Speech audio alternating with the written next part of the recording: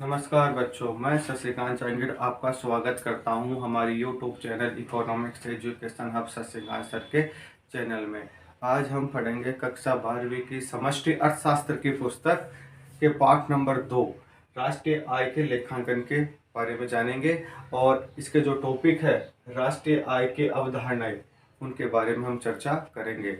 इससे पिछले वाले वीडियो में हमने राष्ट्रीय आय के मापने की जो विधियां है उनके बारे में हमने चर्चा कर ली थी।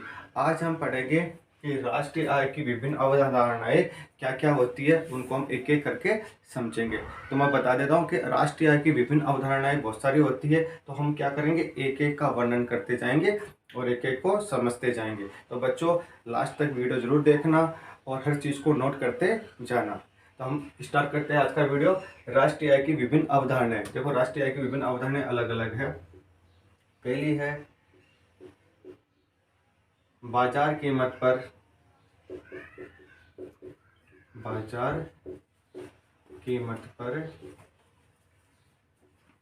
सकल घरेलू उत्पाद, यानी जीडीपी एट मार्केट प्राइस। सबसे पहले हम बाजार कीमत पर सकल घरेलू उत्पाद जानेंगे। मैं एक बार पूरी अवधारणा लिख देता हूँ, फिर यहाँ हम एक एक का वर्णन करेंगे।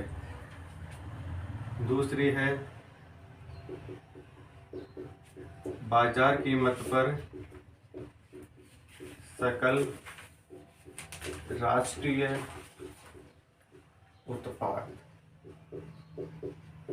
यानी national gross national production at market price, यानी GNP at market price. Third पे है बाजार कीमत पर शुद्ध या निवल घरेलू उत्पाद, यानी NDP at market price. 4 number पे है बाजार कीमत पर शुद्ध या निवल राष्ट्रीय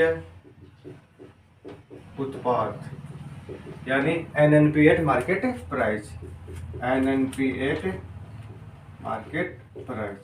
ठीक है। 5वीं है साधन लागत पर सकल घरेलू उत्पाद, यानी जीडीपी एट फैक्टर कॉस्ट,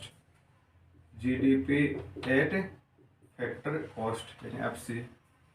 6वीं है साधन लागत पर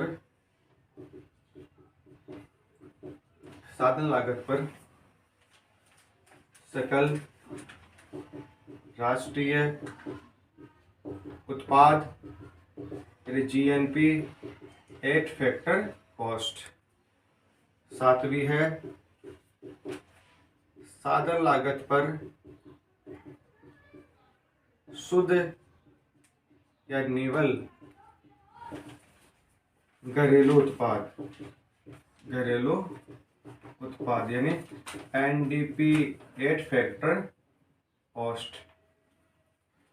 8वें पे है साधन लागत पर शुद्ध या निवल राष्ट्रीय उत्पाद, यानी एनएनपी एट फैक्टर कॉस्ट, जिसको राष्ट्रीय आय भी कहा जाता है। इसको अन्य नाम क्या है, राष्ट्रीय आय, एन आई। साधन लागत पर शुद्ध या निवल राष्ट्रीय उत्पाद, एनएनपी फैक्टर कॉस्ट, राष्ट्रीय आय। 9वीं है वैयक्तिक आय। 10वीं है वैयक्तिक प्रयोज्य आय और 11वीं है राष्ट्रीय प्रयोज्य आय।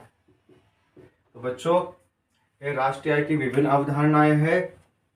बाजार कीमत पर सकल घरेलू उत्पाद यानी जीएडीपी एट मार्केट प्राइस, बाजार कीमत पर सकल राष्ट्रीय उत्पाद यानी जीएनपी एट मार्केट प्राइस, बाजार कीमत पर शुद्ध घरेलू उत्पाद यानी एनडीपी एट मार्केट प्राइस, बाजार कीमत पर शुद्ध राष्ट्रीय उत्पाद यानी एनएनपी एट मार्केट प्राइस, साधन लागत पर सकल घरेलू उत्पाद जीडीपी एट फैक्टर कॉस्ट, साधन लागत पर सकल राष्ट्रीय उत्पाद जीएनपी एट फैक्टर कॉस्ट, साधन लागत पर शुद्ध घरेलू उत्पाद एनडीपी एट फैक्टर कॉस्ट, साधन लागत पर शुद्ध या निवल राष्ट्रीय उत्पाद एनएनपी फैक्टर कॉस्ट यानी राष्ट्रीय आय।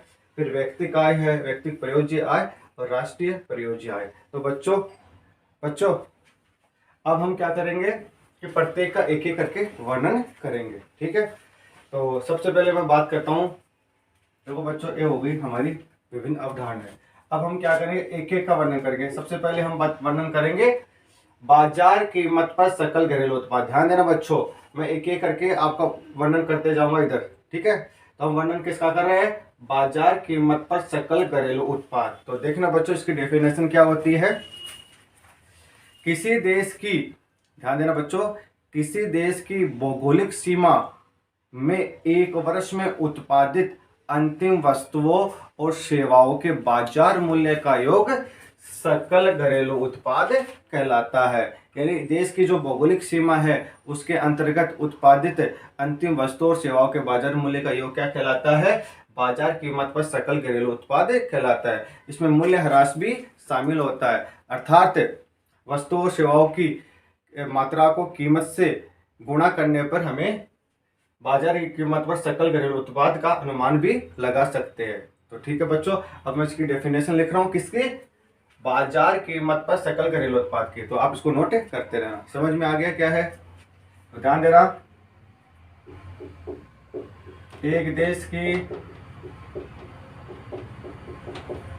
भौगोलिक सीमा,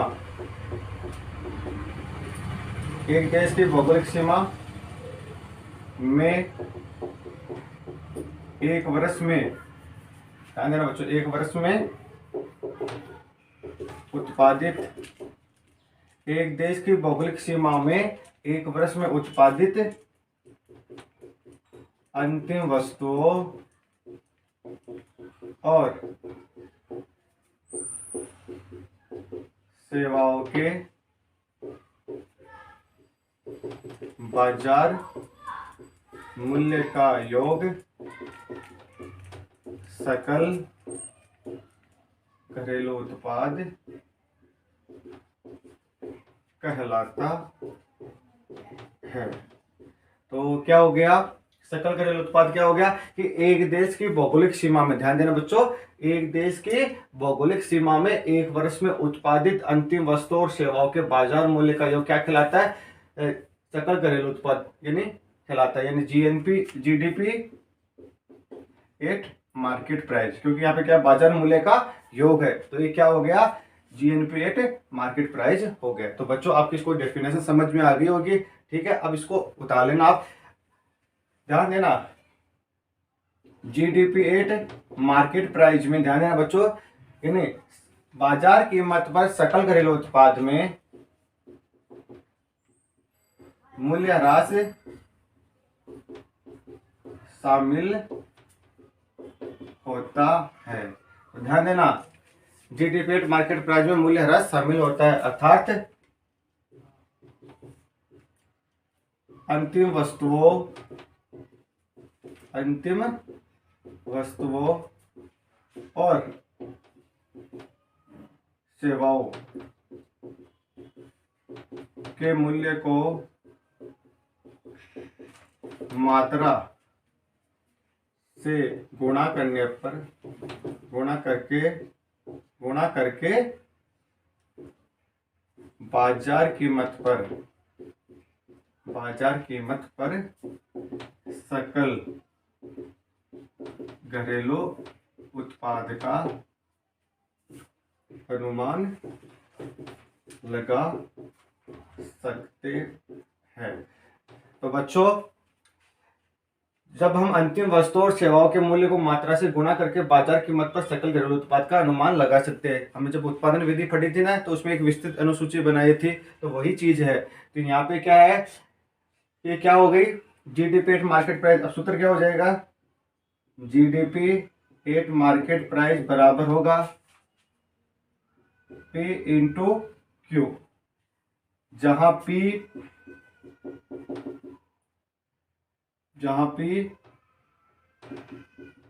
वस्तुओं और सेवाओं की कीमत तथा क्यों मात्रा है। ये तो हो गया सूत्र। इसका एक सूत्र और होता है, या जीडीपी एट मार्केट प्राइस बराबर होता है एनडीपी एट मार्केट प्राइस में, एनडीपी एट मार्केट प्राइस में मूल्यह्रास जोड़ देते हैं तो हमें क्या प्राप्त हो जाता है, जीडीपी एट मार्केट प्राइस प्राप्त हो जाता है। एक इसका अन्य सूत्र और भी होता है, या जीडीपी एट मार्केट प्राइस बराबर है जीएनपी एट मार्केट प्राइस में से विशुद्ध विदेशों से प्राप्त विशुद्ध साधन आय को घटा देते हैं तो भी हमें क्या प्राप्त होती है, जीडीपी एट मार्केट प्राइस प्राप्त हो जाता है। तो एक सूत्र ये हो गया। एक सूत्र इसका और भी होता है फैक्टर कॉस्ट के आधार पर, कि जीडीपी एट मार्केट प्राइस में, ध्यान देना बच्चों, जीडीपी एट मार्केट प्राइस में जीडीपी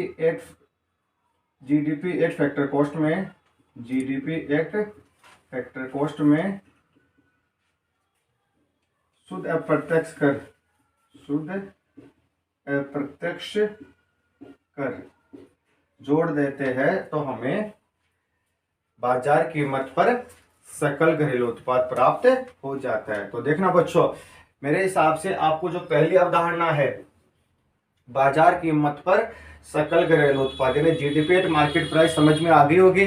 तो एक बार फिर से हम रिपीट कर लेते हैं, ध्यान देना, परीक्षा की दृष्टि से इंपॉर्टेंट है। बाजार कीमत पर सकल घरेलू उत्पाद, तो एक देश की भौगोलिक सीमा में, ध्यान देना बच्चों, एक देश की भौगोलिक सीमा में एक वर्ष में उत्पादित अंतिम वस्तुओं और सेवाओं के बाजार मूल्य का योग सकल घरेलू उत्पाद कहलाता है।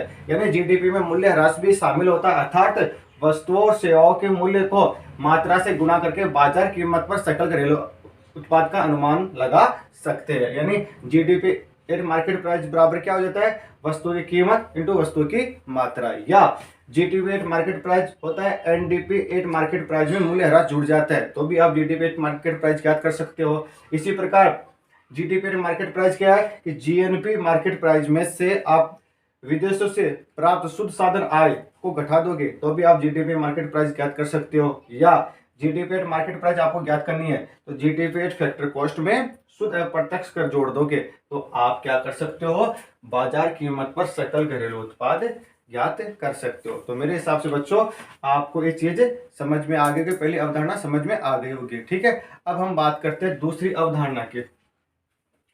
देखो बच्चों, अब इसको नोट कर लेना आप। तो पहली अवधारणा हमारी क्या हो गई, कंप्लीट हो गई, समझ में आ गई। तो ठीक है, अब हम बात करते हैं हमारी दूसरी अवधारणा की। तो पहली अवधारणा आप नोट कर लेना और सूत्र भी नोट कर लेना।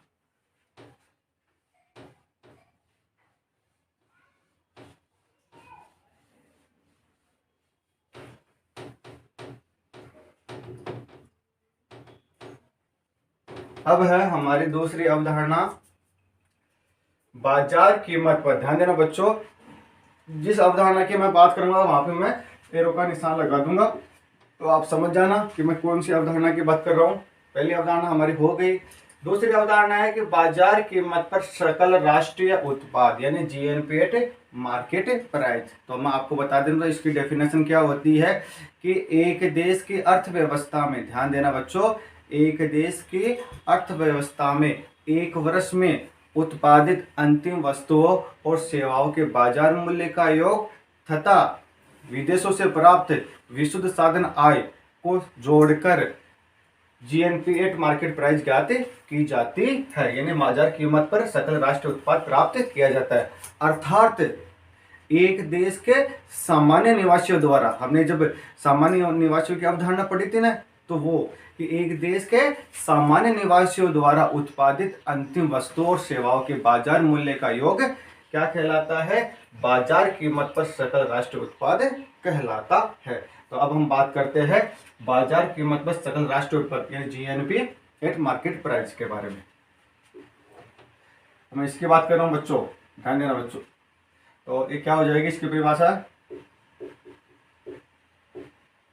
किसी देश की अर्थव्यवस्था में, किसी देश की अर्थव्यवस्था में एक वर्ष में उत्पादित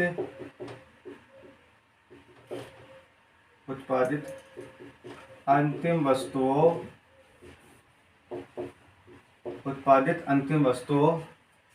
व सेवाओं के बाजार मूल्य का योग तथा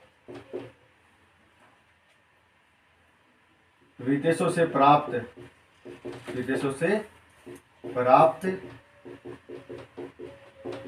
विशुद्ध साधन आय शामिल होती है। तो जीएनपी एट मार्केट प्राइस क्या होगा कि एक देश की अर्थव्यवस्था में एक वर्ष में उत्पादित अंतिम वस्तुओं और सेवाओं के बाजार मूल्य का योग तथा विदेशों से प्राप्त विशुद्ध साधन आय शामिल होती है। विशुद्ध आय शामिल होती है अर्थात एक देश के सामान्य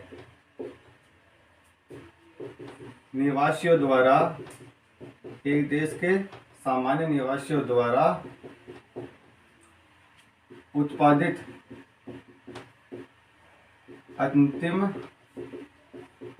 वस्तुओं और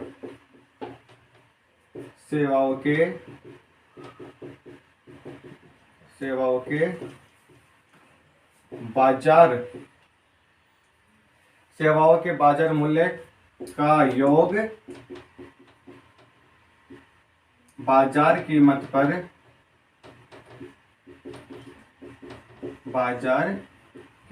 पर सकल राष्ट्रीय उत्पाद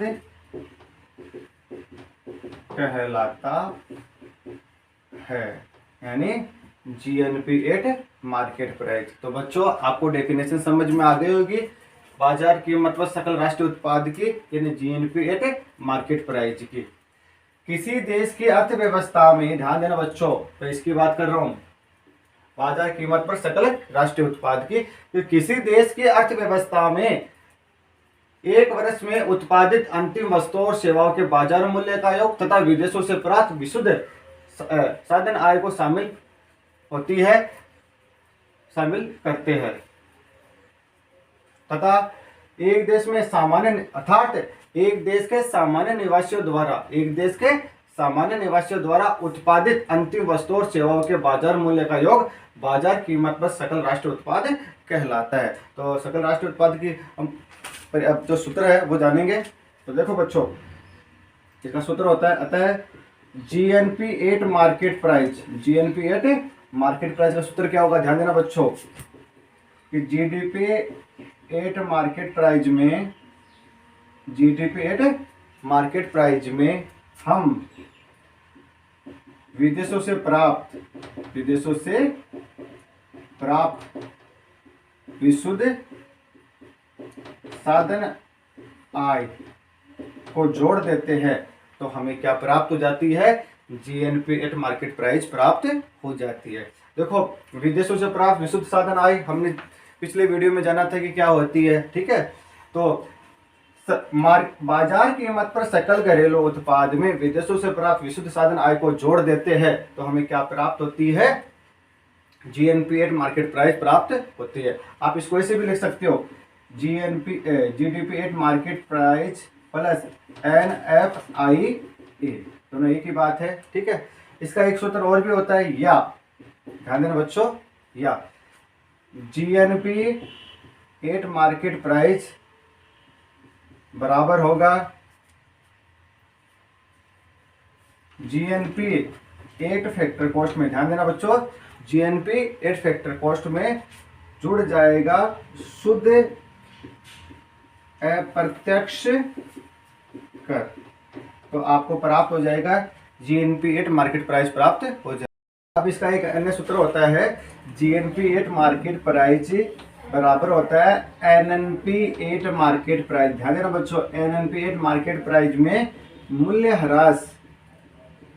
ह्रास को जोड़ देते हैं, NNP एट मार्केट प्राइस में मूल्य ह्रास को जोड़ देते तो आपको GNP एट मार्केट प्राइस प्राप्त हो जाता है। तो मेरे हिसाब से बच्चों आपको बाजार कीमत पर सकल घरेलू उत्पाद यानी GNP एट मार्केट प्राइस की जो अवधारणा है वो अच्छी से समझ में आ गई होगी। अब हम बात करते हैं हमारी तीसरी अवधारणा, बाजार कीमत पर शुद्ध घरेलू उत्पादन NDP एट मार्केट प्राइस के बारे में। इनको नोट करते रहना बच्चों और समझते रहना। दो अवधारणाएं हो गई है हमारी। अब हमारी तीसरे नंबर की अवधारणा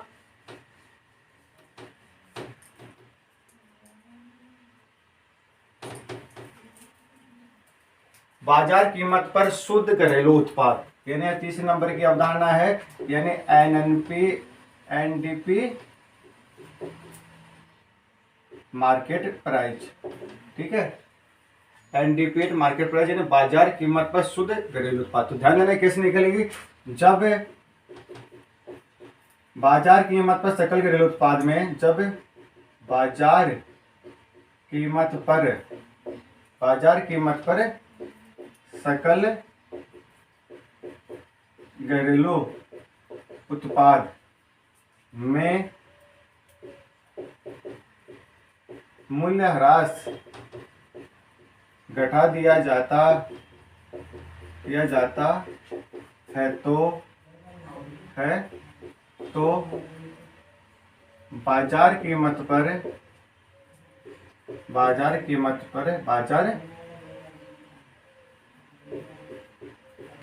पर शुद्ध घरेलू उत्पाद यानी NDP एट मार्केट प्राइस प्राप्त हो जाता है। तो ध्यान देना बच्चों कि जब बाजार कीमत पर, ध्यान देना कि जब बाजार कीमत पर सकल घरेलू उत्पाद में से मूल्य ह्रास को घटा देते हैं, घटा दिया जाता है, तो बाजार कीमत पर आपको शुद्ध घरेलू उत्पाद यानी NDP एट मार्केट प्राइस प्राप्त हो जाता है। तो इसका सूत्र क्या होगा, NDP एट मार्केट प्राइस बराबर होगा GDP एट मार्केट प्राइस में से क्या घटाना है, बाजार कीमत पर सकल घरेलू उत्पाद में से घटाना है मूल्य ह्रास को, तो आपके पास क्या आ जाएगा, NDP एट मार्केट प्राइस प्राप्त हो जाएगा। तो बच्चों ये आपकी समझ में आ गया होगा, ठीक है। अब हम बात करते हैं हमारी चौथी अवधारणा की, बाजार कीमत पर राष्ट्रीय उत्पाद। देखो बच्चों ये हो गई तीसरी अवधारणा, ठीक है। अब हम बात करते हैं हमारी चौथी अवधारणा की। देखो बच्चों ध्यान देना बच्चों, ये एरो का निशान लगा रहा हूं मैं, बाजार कीमत पर शुद्ध राष्ट्रीय उत्पाद चौथी अवधारणा है, यानी NNP एट मार्केट प्राइस। ध्यान देना NNP एट मार्केट प्राइस की बात कर रहा हूं, यानी बाजार कीमत पर शुद्ध राष्ट्रीय उत्पाद। क्या होता है कि जब बाजार कीमत पर सकल राष्ट्रीय उत्पाद में से मूल्य ह्रास को घटा देते हैं, तो उस स्थिति में हमें बाजार कीमत पर शुद्ध राष्ट्रीय उत्पाद प्राप्त हो जाता है। तो क्या होगा, जब बाजार कीमत पर सकल राष्ट्रीय उत्पाद सकल राष्ट्रीय उत्पाद यानी जीएनपी एट मार्केट प्राइस में से मूल्यह्रास को घटा देते हैं तो हमें बाजार कीमत पर शुद्ध राष्ट्रीय उत्पाद यानी एनएनपी एट मार्केट प्राइस प्राप्त हो जाता है। तो बाजार कीमत पर शुद्ध राष्ट्रीय उत्पाद कैसे प्राप्त करोगे कि जब बाजार कीमत पर सकल राष्ट्रीय उत्पाद में से मूल्यह्रास को घटा देंगे तो हमें बाजार कीमत पर शुद्ध राष्ट्रीय उत्पाद प्राप्त हो जाएगा। यानी एनएनपी एट मार्केट प्राइस बराबर होगा जीएनपी एट मार्केट प्राइस में से आपको मूल्यह्रास को घटाना है तो उस स्थिति में आपको जीएनपी एट मार्केट प्राइस प्राप्त हो जाएगा। तो एनडीपी एट मार्केट प्राइस यानी जीडीपी एट मार्केट प्राइस में से मूल्यह्रास घटा दो और एनएनपी एट मार्केट प्राइस बराबर है जीएनपी मार्केट प्राइस में से मूल्यह्रास घटा दो। तो मेरे हिसाब से बच्चों आपको एक तीसरी अवधारणा और चौथी अवधारणा समझ में आ गई होगी। यानी शुरुआत की जो चारों अवधारणा है वह बच्चों आपके समझ में आ गई होगी। इनको नोट करते रहना और इनके सूत्र आप उतारते रहना, ठीक है। चारों के मैंने जो प्रारंभ की जो चारों अवधारणा है अब तक तो इनके सूत्र मैंने बता दिए। अब हम बात करते हैं पांचवी अवधारणा की।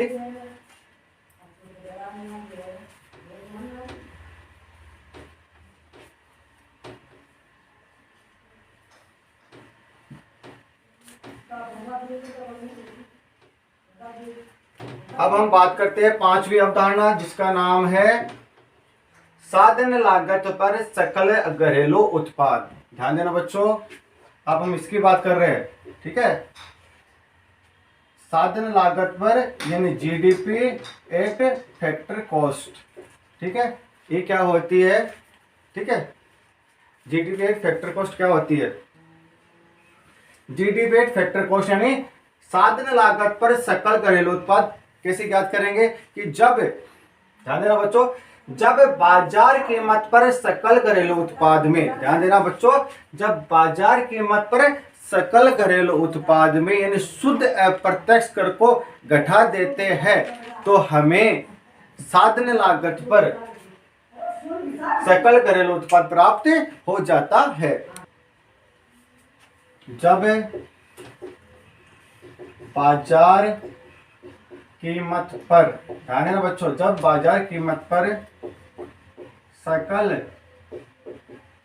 घरेलू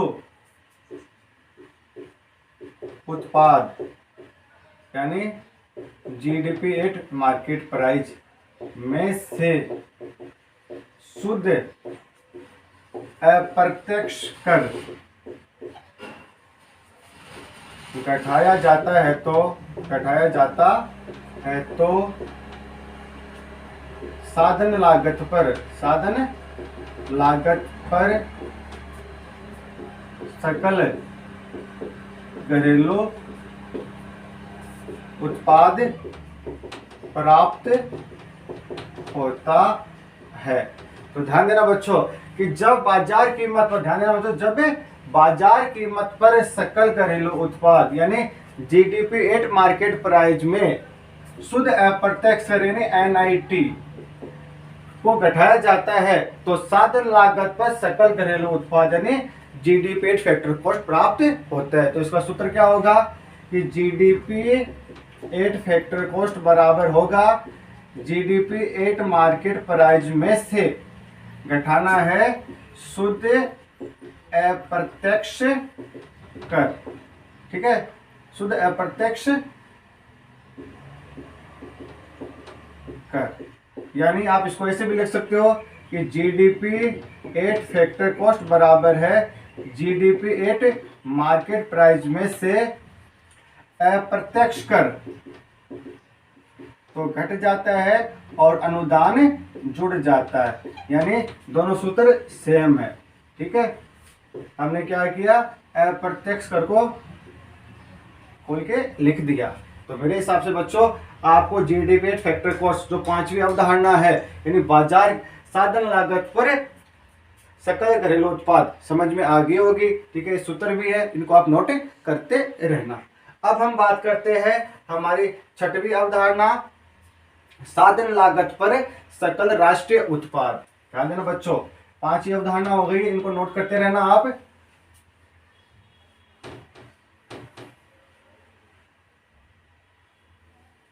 अब हम हमारी छठवीं अवधारणा, साधन लागत पर सकल राष्ट्रीय उत्पाद, तो अब इसकी बात करेंगे जीएनपी एट फैक्टर कॉस्ट की। ठीक है ना, तो समझना बच्चों कि जब, ध्यान देना कि जब बाजार कीमत पर, जब बाजार कीमत पर सकल राष्ट्रीय उत्पाद में से शुद्ध अप्रत्यक्ष कर को घटाया जाता है, तो शुद्ध अप्रत्यक्ष कर को घटाया जाता है तो साधन लागत पर सकल राष्ट्रीय उत्पाद, साधन लागत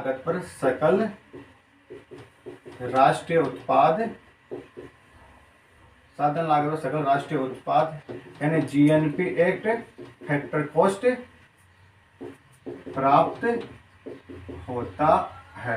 तो ध्यान देना बच्चों कि जीएनपी फैक्टर कॉस्ट कैसे याद करोगे, छठवीं अवधारणा ने साधन लागत पर सकल घरेलू उत्पाद। तो कैसे याद करोगे कि जब बाजार कीमत पर सकल घरेलू उत्पाद में से शुद्ध अप्रत्यक्ष कर को घटाया जाता है तो साधन लागत पर सकल राष्ट्रीय उत्पाद प्राप्त होती है। यानी इसका सूत्र क्या होगा, यानी जीएनपी एट फैक्टर कॉस्ट बराबर है जीएनपी एट मार्केट प्राइस में से क्या घटाना है, शुद्ध अप्रत्यक्ष कर, शुद्ध अप्रत्यक्ष कर।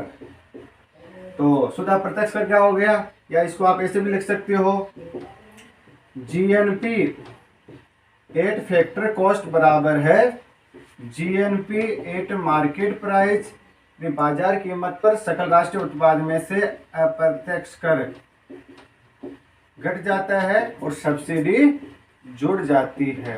तो ये क्या हो गया, साधन लागत पर सकल राष्ट्रीय उत्पाद हो गया। तो मेरे हिसाब से बच्चों आपको जो छठी अवधारणा है, साधन लागत पर सकल राष्ट्रीय उत्पाद, समझ में आ गई होगी। इनको नोट करते रहना और डेफिनेशन उतारते रहना।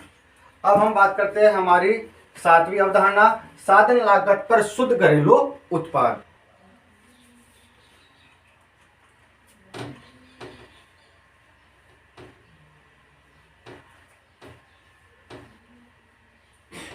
अब है हमारी सातवीं अवधारणा, साधन लागत पर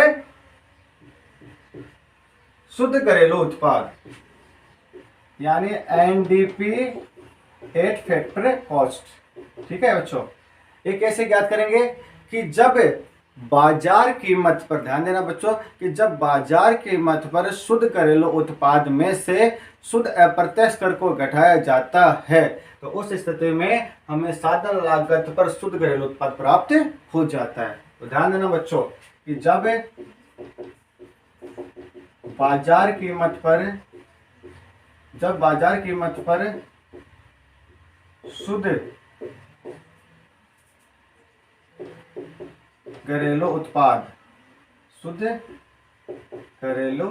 उत्पाद में से शुद्ध अप्रत्यक्ष कर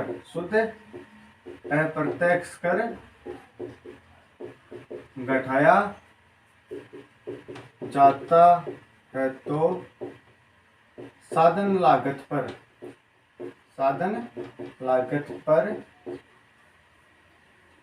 शुद्ध घरेलू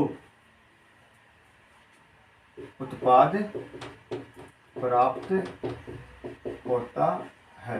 तो ध्यान देना बच्चों कि जब बाजार कीमत पर शुद्ध घरेलू उत्पाद यानी एनडीपी एट फैक्टर कॉस्ट में से शुद्ध अप्रत्यक्ष कर को घटाया जाता है तो साधन लागत पर शुद्ध घरेलू उत्पाद प्राप्त होता है। यानी एनडीपी एट फैक्टर कॉस्ट बराबर होगा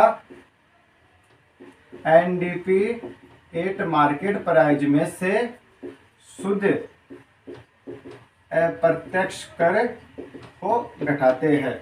यानी या एनडीपी एट फैक्टर कॉस्ट बराबर है NDP at market price minus अप्रत्यक्ष कर प्लस अनुदान। ठीक है, तो बच्चों आपको सातवीं अवधारणा भी समझ में आ गई होगी, साधन लागत पर शुद्ध घरेलू उत्पाद। अब हम पढ़ते हैं आठवीं अवधारणा यानी साधन लागत पर शुद्ध राष्ट्रीय उत्पाद, जिसे राष्ट्रीय आय के नाम से भी जाना जाता है। इंपॉर्टेंट है ये अवधारणा। ठीक है, वैसे अवधारणा तो सभी इंपॉर्टेंट है। अब हम बात करते हैं आठवीं अवधारणा की साधन लागत पर। ध्यान देना बच्चों, अब इसकी बात कर रहा हूं आठवीं अवधारणा कि साधन लागत पर एनएनपी एट फैक्टर कॉस्ट। ठीक है, कि जब बाजार कीमत पर शुद्ध राष्ट्रीय उत्पाद में से शुद्ध अप्रत्यक्ष कर को घटाया जाता है तो उस स्थिति में हमें साधन लागत पर शुद्ध राष्ट्रीय उत्पाद प्राप्त होता है। तो जब बाजार कीमत पर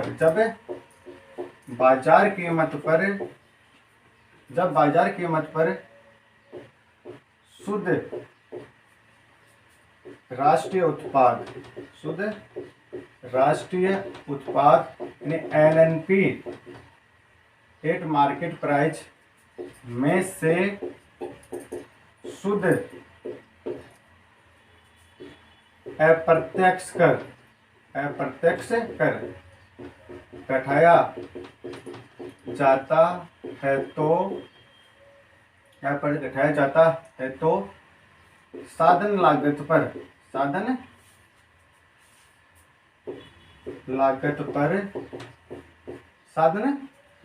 पर शुद्ध राष्ट्रीय उत्पाद यानी एनएनपी एट फैक्टर कॉस्ट प्राप्त होता है। तो ध्यान देना बच्चों कि साधन लागत पर शुद्ध राष्ट्रीय उत्पाद कैसे प्राप्त होगा कि जब बाजार कीमत पर शुद्ध राष्ट्रीय उत्पाद में से शुद्ध अप्रत्यक्ष कर को घटाया जाता है तो उस स्थिति में आपको साधन लागत पर शुद्ध राष्ट्रीय उत्पाद यानी एनएनपी एट फैक्टर कॉस्ट प्राप्त होगा। तो इसका सूत्र क्या हो जाएगा, एनएनपी एट फैक्टर कॉस्ट बराबर होगा NNP eight market price minus शुद्ध अप्रत्यक्ष कर। यानी या एनएनपी एट फैक्टर कॉस्ट बराबर है एनएनपी एट मार्केट प्राइस में अप्रत्यक्ष कर तो घट जाता है और अनुदान जुड़ जाता है। तो ये क्या हो गई, साधन लागत पर शुद्ध राष्ट्रीय उत्पाद हो गई। तो ध्यान देना, एक मुख्य बात और बता देता हूं मैं कि साधन लागत पर शुद्ध या निवल राष्ट्रीय उत्पाद को राष्ट्रीय आय, ध्यान देना बच्चों, राष्ट्रीय आय यानी एनआई नेशनल इनकम के नाम से जाना जाता है। तो राष्ट्रीय आय क्या हो गई, राष्ट्रीय आय हो गई साधन लागत पर शुद्ध राष्ट्रीय उत्पाद यानी NNP at factor cost equal to है नेशनल इनकम। तो मेरे हिसाब से बच्चों आपको आठवीं अवधारणा भी समझ में आ गई होगी, यानी एक से लेकर जो 8 अवधारणा है वो सब समझ में आ गई होगी। सबकी मैंने डेफिनेशन और सबके मैंने सूत्र बता दिए। अब हम बात करते हैं अगली अवधारणा व्यक्ति के आय की। देखो अब बच्चों हम बात करते हैं 9वीं अवधारणा जिसका नाम है व्यक्ति के आय।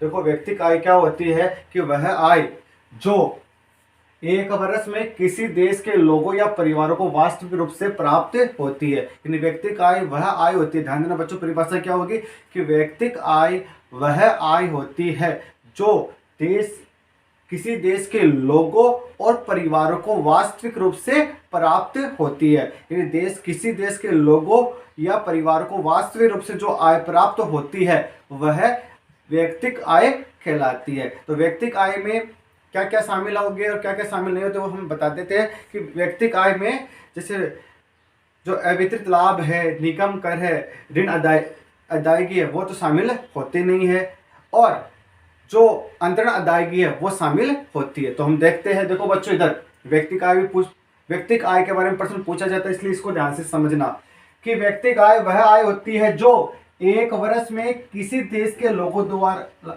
या परिवारों को प्राप्त होती है। ध्यान देना, क्या होती है, एक वर्ष में किसी देश के लोगों या परिवारों को वास्तविक रूप से जो आय प्राप्त होती है वो क्या है, व्यक्तिक आय कहलाती है। राष्ट्रीय आय में से, ध्यान देना बच्चों, मेन बात अब स्टार्ट होगी कि राष्ट्रीय आय में से फर्मों और सरकारी उद्यमों को प्राप्त होने वाले लाभ का एक अंश व्यक्तियों को नहीं बांटा जाता, इसे अवितरित लाभ कहते हैं। अतः व्यक्तिक आय की प्राप्ति के लिए अवितरित लाभ को राष्ट्रीय आय में से घटाया जाता है। यानी अवितरित लाभ क्या होता है, राष्ट्रीय आय में से घटा दिया जाता है। तो अवितरित लाभ क्या होता है कि वह लाभ जो व्यक्तियों में बांटा नहीं जाता, अवितरित लाभ होता है। साथ में परिवारों और फर्मों, इसी प्रकार निगम कर परिवारों में नहीं बांटा जाता, यानी जो निगम कर होता है ना वो भी परिवारों में बांटा नहीं जाता, इसलिए निगम कर भी क्या होता है, राष्ट्रीय आय में से घटाया जाता है। परिवारों को फर्मों और सरकार के लिए ऋणों पर ब्याज चुकाना पड़ता है। देखो, परिवारों को फर्मों और सरकार के लिए ऋणों पर ब्याज चुकाना पड़ता है, यानी कोई परिवार है वो फर्म या सरकार से लिए गए ऋणों पर ब्याज चुकाना पड़ता है, तो इसे भी राष्ट्रीय आय में से घटा दिया जाता है। तो राष्ट्रीय आय में से तीन चीजें घटेगी जब हम व्यक्तिक आय की बात करते हैं। तो राष्ट्रीय आय में सबसे पहले घटेगा अवितरित लाभ, दूसरे नंबर पे घटेगा निगम कर, और तीसरे नंबर पे घटेगा कि परिवारों द्वारा ऋणों पर ब्याज। ठीक है, ये तीन चीज तो घट जाएगी। अतः लेकिन परिवारों को सरकार और फर्मों से प्राप्त होने वाले अंतरण अदायगी को राष्ट्रीय आय में जोड़ दिया जाता है। यानी परिवार होता है उसको सरकार या फर्म से कोई स्थानांतरण, भुगतान या अनुदान के रूप में कुछ भी प्राप्त होता है वो क्या है, जोड़ दिया जाता है। तब हमें क्या प्राप्त होती है, व्यक्तिक आय प्राप्त।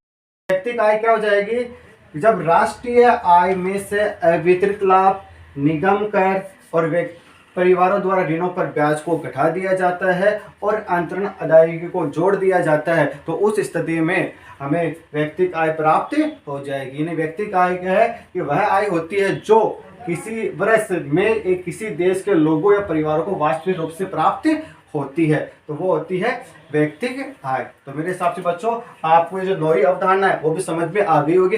अब हम बात करते हैं हमारी 10वीं अवधारणा की।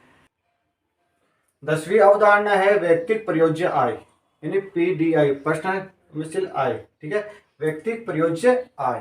तो ध्यान देना बच्चों, व्यक्तिक प्रयोज्य आय क्या होती है कि व्यक्तिक प्रयोज्य आय वह आय होती है जिसे व्यक्ति अपनी इच्छा अनुसार खर्च कर सकते हैं या बचत कर सकते हैं। ध्यान देना बच्चों कि व्यक्तिक प्रयोज्य आय वही आय होती है जिसमें व्यक्ति अपनी इच्छा अनुसार या तो खर्च कर सकता है या बचत कर सकता है। अर्थात व्यक्तिक प्रयोज्य आय वह आय होती है जो व्यक्तियों को सभी क्षेत्रों से प्राप्त होती है। मतलब व्यक्ति प्रयोज्य आय क्या होती है कि वह आय होती है जो व्यक्तियों को सभी क्षेत्रों से प्राप्त होती है तथा उनकी आय पर सरकार द्वारा लगाए गए विभिन्न प्रकार के करों या भुगतान करने के बाद जो बचती है वह व्यक्तिक आय में से प्रत्यक्ष करों, विभिन्न कर अदायगी जैसे शुल्क, जुर्माना आदि को घटा देते हैं, तो व्यक्तिक प्रयोज्य आय प्राप्त होती है। तो व्यक्तिक प्रयोज्य आय क्या होगी कि व्यक्तिक प्रयोज्य आय होती है जब व्यक्तिक आय में से, इधर ध्यान देना बच्चों सब, कि व्यक्तिक आय में से व्यक्तिक कर अदायगी